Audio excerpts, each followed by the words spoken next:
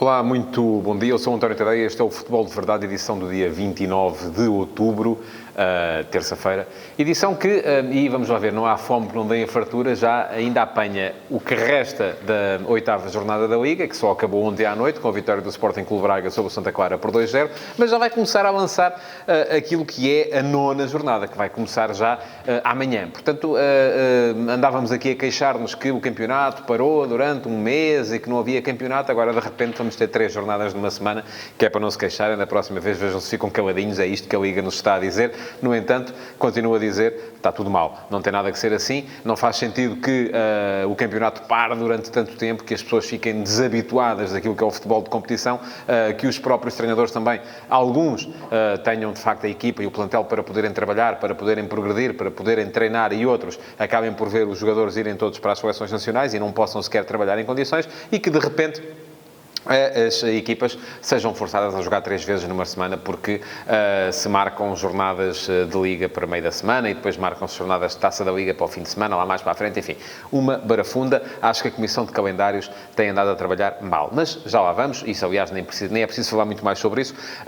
Para já, cumpre-me recordar-vos que podem deixar perguntas para esta edição do Futebol de Verdade de hoje. Eu, no final, vou responder a uma dessas perguntas, pergunta selecionada pela equipa que produz este programa.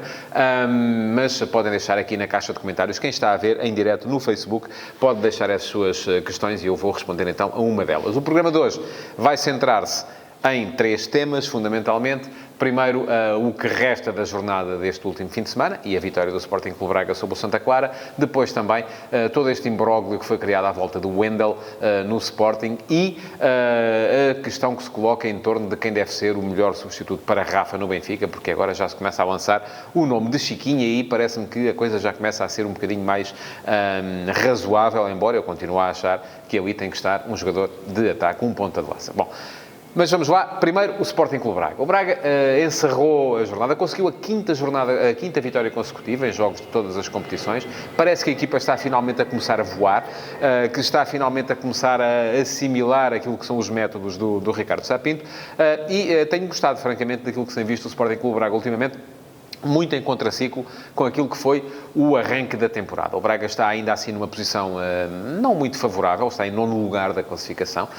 Não é uma posição que seja compaginável com aquilo que são os argumentos que a equipa tem no seu plantel, mas a forma recente que tem vindo a mostrar, não só internacionalmente, como também agora dentro de portas, no Campeonato Nacional, na Taça da Liga, na Taça de Portugal, está a permitir que o Sporting Clube Braga comece a ser visto como, de facto, uma equipa candidata a estar nos lugares europeus no final da temporada. O jogo de ontem foi particularmente bem conseguido contra uma equipa do Santa Clara que é forte do ponto de vista defensivo, que só tinha 4 golos sofridos até aqui, mas o Braga foi forte ofensivamente, marcou cedo numa jogada de Ricardo Horta, que o Wilson Eduardo, jogador de que gosto particularmente, jogador com muito golo e com inteligência para aparecer nas zonas ideais do ataque, por isso mesmo ele faz todas as posições no ataque. O Wilson Eduardo cabeceou e fez golo, e depois, na segunda parte, um contra-ataque a permitir que o próprio Ricardo Horta marcasse ele também, outro jogador muito importante naquilo que é esta equipa do Braga. Aliás, já elogiei aqui várias vezes a combinação entre os dois. Manos Horta tem sido Ricardo o jogador mais em foco nesta temporada, com golos muito importantes. O de ontem foi também importante, porque numa exibição em que o Braga foi, de facto, superior ao Santa Clara, tardava a chegar o segundo golo, muito por força também da boa atuação do guarda-redes do Santa Clara, do Marco, mas e esse segundo golo foi fundamental para tranquilizar a equipa, para que ela pudesse também gerir, de certa forma, os seus ritmos e começar já a pensar no que aí vem. E o que aí vem é mais uma jornada de Liga a meio da semana, outra no fim de semana, e depois um jogo que pode ser decisivo contra o Besiktas em casa para a Liga Europa. Portanto, boa vitória do Braga. O Braga igualou apenas o Santa Clara em termos de classificação. Está em 9º lugar devido à diferença de golos, mas está no grupo dos 6 desclassificados e começa a ficar já perto daquilo que é o seu objetivo, que é, com certeza, uma posição entre as equipas que se vão qualificar para as competições europeias. Mudando de tema e virando agulha para Alvalade, no Sporting vive-se aquilo que foi a exclusão demasiado clara, do meu ponto de vista, de Wendel do grupo principal. O Wendel foi despromovido para o Sub-23. Silas disse claramente na conferência de imprensa que seguiu à vitória do Sporting perante o Vitória Sport Clube que Silas precisava de tomar uma decisão relativamente àquilo que queria na sua carreira.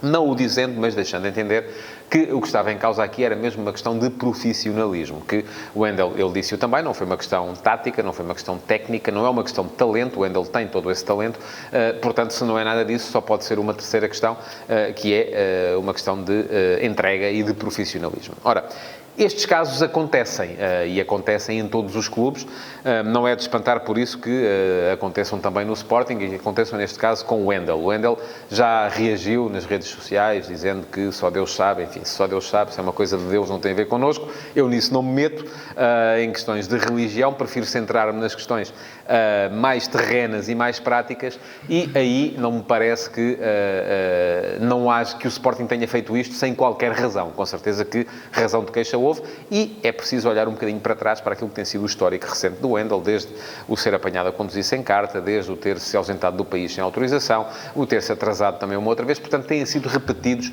os casos de, vamos lá ver, indisciplina, ou pelo menos não cumprimento do regulamento interno de disciplina por parte do jogador brasileiro. E isso não abona muito a seu favor. Agora, também vou dizer o seguinte, discordo em absoluto que por uma questão de indisciplina, um jogador seja despromovido para a equipa de sub-23. E discordo por duas razões. Primeira, porque a indisciplina, se ele é de facto indisciplinado, também não deve ir, com certeza, estragar o ambiente no sub-23, porque aí, então, os jogadores são mais vulneráveis, são mais suscetíveis de serem influenciados, sobretudo se vem a aparecer um jogador que vem da equipa principal, é mais suposto que olhem para ele como um modelo e que sigam aquilo que são, aparentemente, os maus hábitos de Wendel. Depois, porque acho que o que está aqui, se o que está em causa não é talento, então o jogador não deve baixar da equipa de sub-23. Pode ficar na equipa principal sem jogar, até eventualmente, para perceber aquilo que é a sua, que são as opções de carreira que tem de tomar, mas não faz nenhum sentido que seja chamado para, que seja relegado para o sub-23. E há ainda uma terceira nuance que também tem um bocado influência, que é se o Sporting quer, de facto, rentabilizar o jogador, não é tornando pública a sua indisciplina ou deixando pelo menos à vista de toda a gente que o que está em causa é uma questão de disciplina que vai valorizar o seu valor de mercado. Antes, pelo contrário, o Wendel sai deste processo mais desvalorizado e tudo aquilo que é o plantel do Sporting no seu todo também sai deste processo com menos valor de mercado. Portanto, parece-me que foi um bocadinho um tiro no pé. Não vou dizer que não tenha razão a estrutura do futebol do Sporting para punir o jogador, até porque não sei o que é que está em causa, mas com certeza não o iam fazer só porque, por livre e espontânea vontade, só para chatear, só para aborrecer o jogador, mas aquilo que me parece é que foram demasiado explícitos na forma como fizeram as coisas e que a medida também não está de acordo com aquilo que será, eventualmente, a responsabilidade imputada ao jogador. Portanto, é bom que pensem melhor no assunto, não para este caso, que este o pezinho já foi colocado na poça d'água, mas para casos futuros, porque não me parece que seja esse o caminho mais correto para lidar com temas como este. Mudando de agulha outra vez para o Benfica, neste caso, e para aquilo que é o elencar de soluções para a posição de segundo avançado. A posição de segundo avançado tem sido a posição fulcral naquilo que é o jogar do Benfica desta época, porque falta Jonas, porque falta João Félix e porque a solução inicial de Bruno Lage para aquela posição, que era Raul de Tomás, tardou a fazer um golo e, curiosamente, quando fez o golo, depois então é que desapareceu mesmo e agora é verdade que está lesionado, mas deixou, inclusive, de ser opção e passou a ter lugar cativo quase no banco da equipa do Benfica. Desde aí, o Benfica já experimentou outras soluções. Experimentou, por exemplo, o Jetson, que, por amor de Deus, não me parece de todo que possa vir a ser solução para ali. Experimentou Jota, experimentou Tarabt, experimentou Rafa e de todos, aquele que mais me convenceu, de facto, foi Rafa. Rafa é um jogador que, pela velocidade que tem em transporte, pela capacidade que tem de dar também à equipa a possibilidade de receber nas costas e de receber no espaço nas costas da defensiva adversária, portanto, de lhe dar profundidade, funciona bem como segundo avançado. Já Tarabt, acho o contrário, acho que funciona melhor atrás, embora aumente muito a carga de risco da equipa, mas Tarabt como segundo avançado é quase sempre mais um terceiro médio do que um segundo avançado, porque não é jogador para aparecer na área. Um jogador que pode vir eventualmente a funcionar ali é, de facto, Chiquinho. E hoje levanta-se muito essa questão, se pode vir a ser Chiquinho o jogador que vai aparecer mais naquela posição. Admito que sim. É um jogador com inteligência tática para isso, é um jogador com capacidade técnica para isso também, e é um jogador que pode perfeitamente fazer o papel de segundo avançado, embora também lhe note, e antes de ver aquilo a funcionar durante um jogo inteiro, também lhe note muito aquela tendência para cair muito na zona de meio campo, para aparecer muito mais como terceira opção para médio e não como segunda opção para avançado. E o Benfica, é bom que se perceba, precisa de um jogador que apareça na área, que se coloque como solução de finalização em zonas que são propriamente ditas de finalização, que são os 16 metros, é o retângulo da área de baliza do adversário. Veremos se Chiquinho é essa solução. Ele, nas vezes que apareceu como 10 no início da época, e muitas vezes era ele quem entrava, mas sempre com o Benfica já em vantagem, era um jogador que caía muito nos corredores laterais, era um jogador que aparecia muito para... Embora tenha feito golos, sobretudo na pré-temporada, era um jogador que aparecia muito para gerir a vantagem, para explorar aquilo que seria o adiantamento do adversário no momento em que o Benfica já estava na frente do marcador. Ora, uma coisa é isso, outra coisa é optar por esta solução desde logo com 0-0. Eu continuo a achar que a melhor solução para o Benfica é ter 2 homens de área e, sobretudo, nos jogos em Portugal, nos jogos contra adversários aparentemente mais fracos, como vai ser o caso já na próxima quarta-feira contra o Portimonense no Estádio da Luz. Aquilo que é importante é ter gente que apareça na área e que consiga funcionar como solução para os cruzamentos que a equipa costuma meter e está a meter cada vez mais outra vez, até por falta do tal jogo interior que não lhe está a aparecer com a fluidez com que aparecia no início da época. Estou curioso por ver qual vai ser a opção de Bruno Lage para este jogo com o Portimonense. Também vai ser preciso gerir a equipa, é normal que isso aconteça, porque o Benfica, tal como os outros, jogou no fim de semana, jogou no domingo, vai jogar na quarta-feira, depois joga outra vez no fim de semana e vai ter outra vez também jogo na terça-feira seguinte para a Liga dos Campeões, e um jogo fundamental, fora com o Lyon.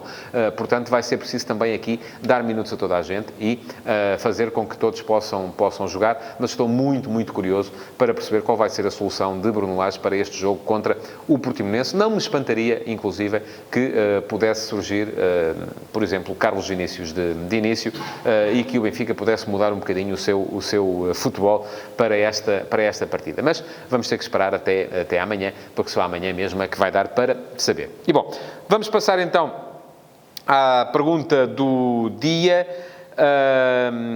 Pergunta-me o Paulo Neves. Olá, Paulo, muito bom dia. Somos a 4ª pior Liga Europeia em tempo de jogo útil. Até quando a Liga continua a assobiar para o lado? Também vi os dados que foram revelados acerca desse tema. Também é verdade que as melhores ligas não são aquelas que têm mais jogo útil. É normal que isso aconteça. Sempre que uma liga tem equipas mais fortes e que há um maior desequilíbrio, há a tendência dos mais fracos para fazerem passar o tempo de outra forma.